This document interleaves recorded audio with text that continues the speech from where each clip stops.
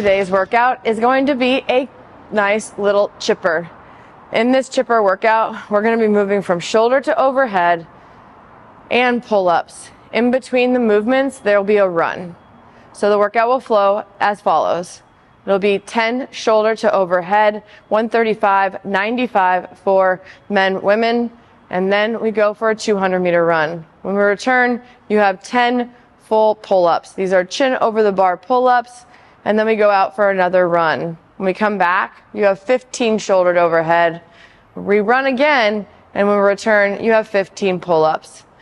We're going to finish off the last round after the run will be 20 shoulder to overhead, a 200-meter run, and then the workout finishes with 20 pull-ups.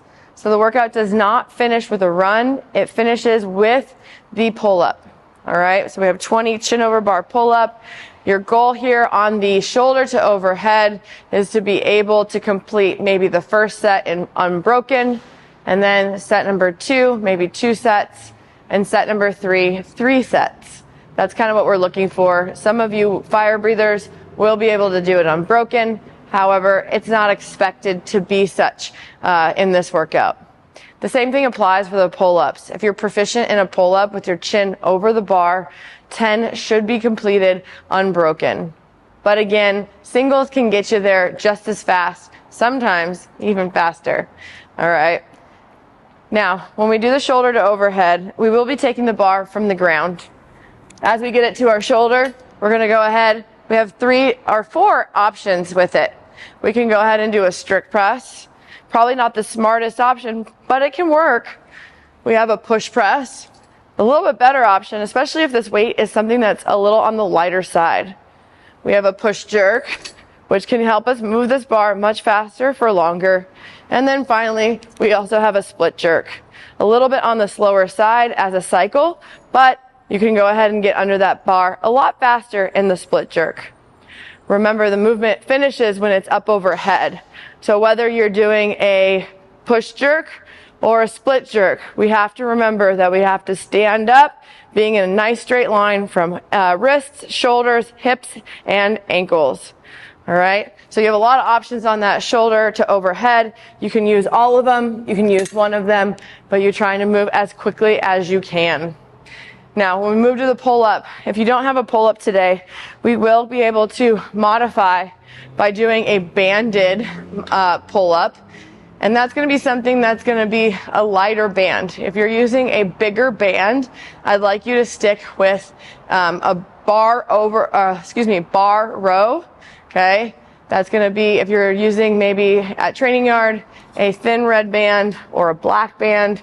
We don't want to have multiple bands, all right, because we want to make sure that we're strong enough to be able to complete that many dynamic pull-ups, okay? So if you have to use a band that's bigger than maybe the black and red, then we recommend we start developing that strength. We're going to have 2 different options for that. One is going to be a bar rack row. That means we're going to lower this down. The bar goes in the rack, and we can go ahead and row ourselves to that bar.